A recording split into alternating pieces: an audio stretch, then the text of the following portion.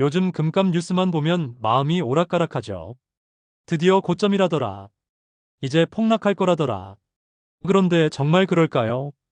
금값은 이미 정점을 찍고 떨어지는 걸까요? 아니면 아직 시작도 안 된 걸까요? 오늘은 그 답을 함께 찾아보겠습니다. 첫 번째 이야기입니다. 서울에서 작은 금방을 운영하는 오 사장님은 요즘 들어 손님이 부쩍 늘었다고 합니다.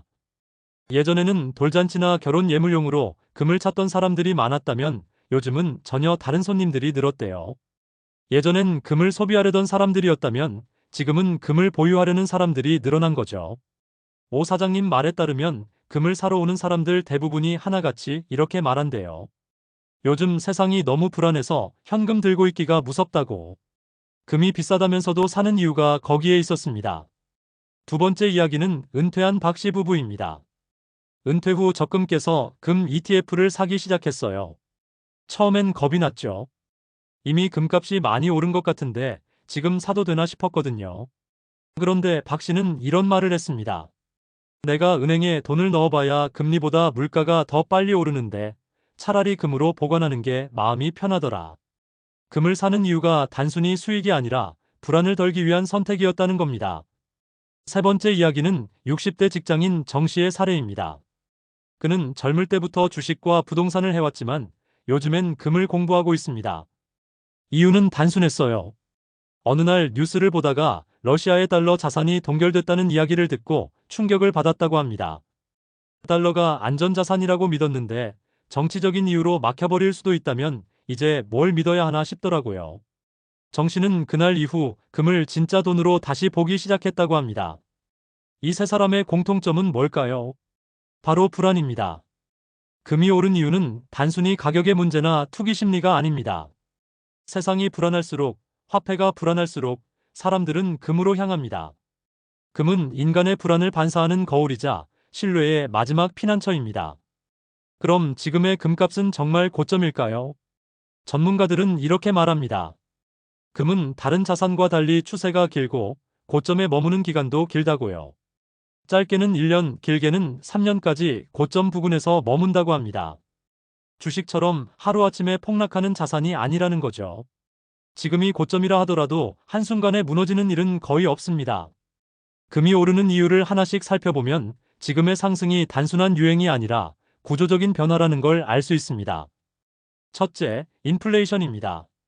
물가가 오르면 돈의 가치가 떨어지고 사람들은 실물 자산을 찾게 됩니다. 둘째, 금리 인하 신호입니다. 금리가 내려가면 예금의 매력은 줄고 화폐 가치 하락이 가속화되죠. 셋째, 중앙은행의 움직임입니다.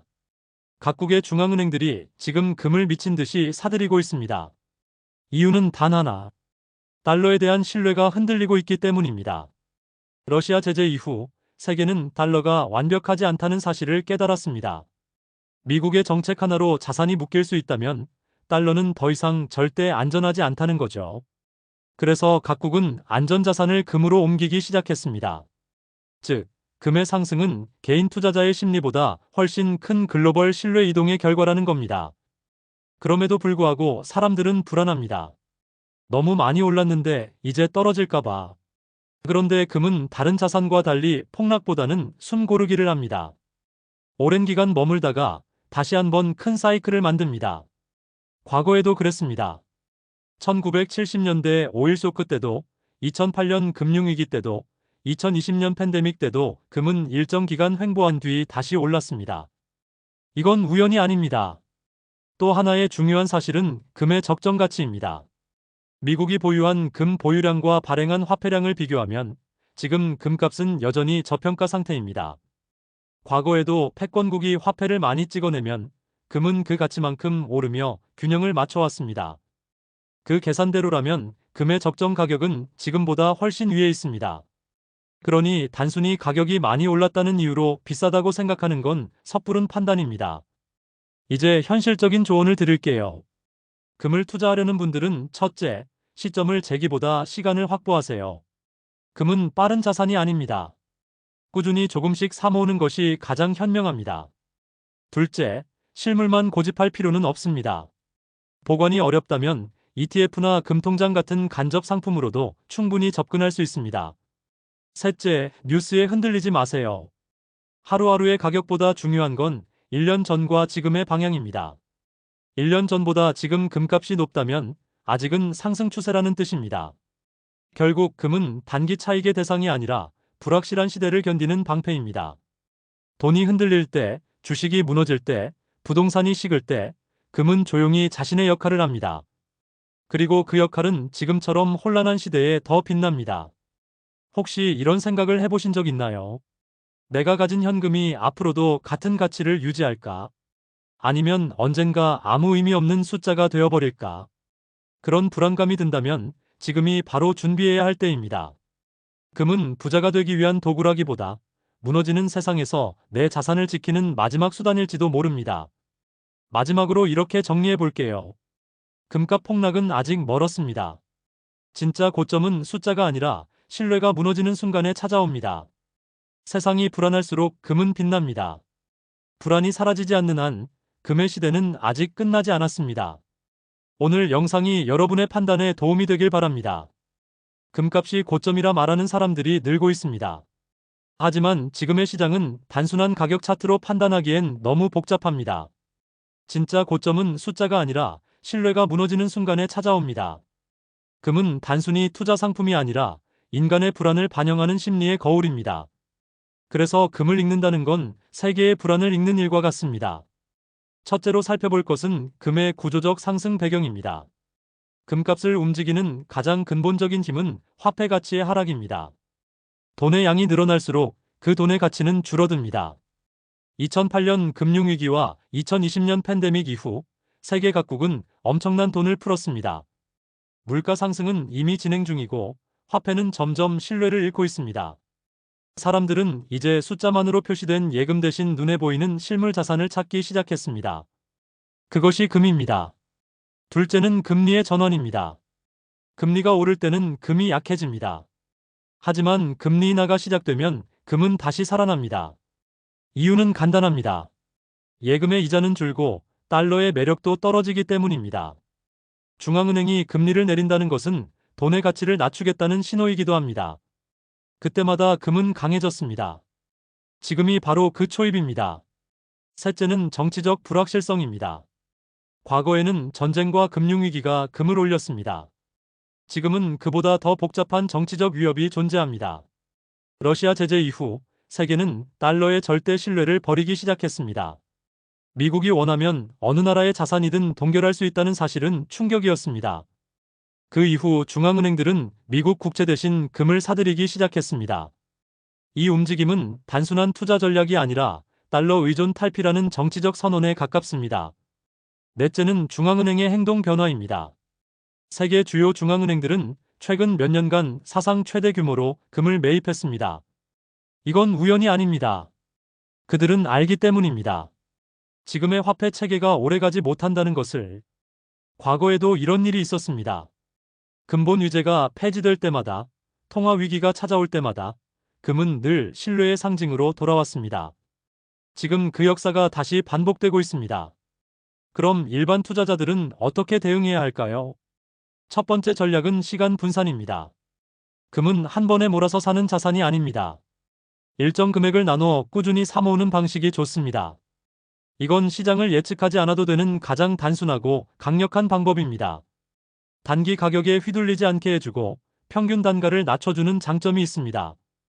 두 번째 전략은 형태의 분산입니다. 금은 실물만 있는 게 아닙니다. 실물 금, 금 ETF, 금 통장, 금 선물 등 다양한 형태가 있습니다. 실물은 안정적이지만 보관이 불편합니다. ETF나 통장은 유동성이 좋고 세금 처리가 간단합니다. 자신이 감당할 수 있는 보관 방식과 투자 규모에 맞춰 선택하는 것이 중요합니다. 세 번째 전략은 목적의 분명화입니다. 금 투자는 수익보다 보존이 핵심입니다. 불안한 시대에 자산의 일부를 안전하게 옮겨두는 개념으로 접근해야 합니다.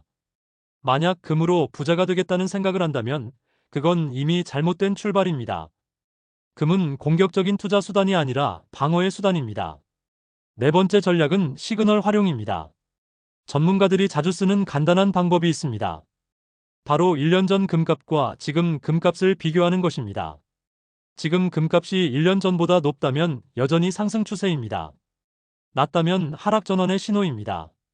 이 단순한 원칙은 주식이나 코인에도 통하지만 금처럼 추세가 긴 자산에서는 특히 정확도가 높습니다. 다섯 번째 전략은 심리 통제입니다. 금값이 하루 이틀 떨어진다고 불안해하지 마세요.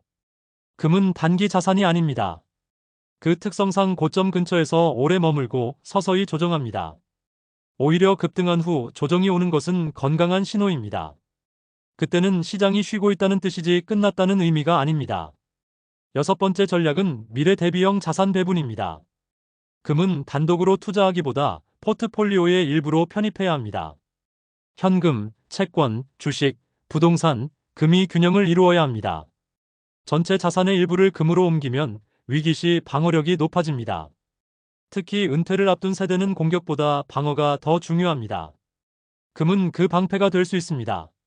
지금 금은 단순한 상품이 아니라 신뢰의 대체제로 기능하고 있습니다. 달러 신뢰가 흔들리고 화폐 가치를 유지할 주체가 불안할수록 금의 존재감은 커집니다. 이건 투자의 문제가 아니라 문명의 흐름에 가깝습니다. 돈의 개념이 디지털과 인플레이션 속에서 흔들릴 때 사람들은 다시 원시적인 형태의 신뢰로 돌아갑니다. 그것이 바로 금입니다. 금값이 단기적으로 조정을 받는 시기는 반드시 옵니다. 하지만 그 시기를 두려워할 필요는 없습니다. 금의 본질은 시간과 신뢰이기 때문입니다. 오늘의 가격보다 중요한 것은 앞으로의 신뢰입니다. 불안한 세상일수록 금은 조용히 빛납니다. 이제 질문을 드려볼게요. 여러분은 지금의 금값을 단순한 숫자로 보고 있나요? 아니면 시대가 보내는 신호로 보고 있나요? 돈이 흔들리는 시대에 무엇을 믿고 싶은지 그 답이 곧 여러분의 투자 방향이 될 것입니다. 오늘 영상이 도움이 되셨다면 구독과 좋아요로 함께 해주세요. 여러분의 생각과 경험을 댓글로 남겨주세요. 금을 바라보는 각자의 시선이 모이면 더 깊은 통찰이 만들어질 겁니다.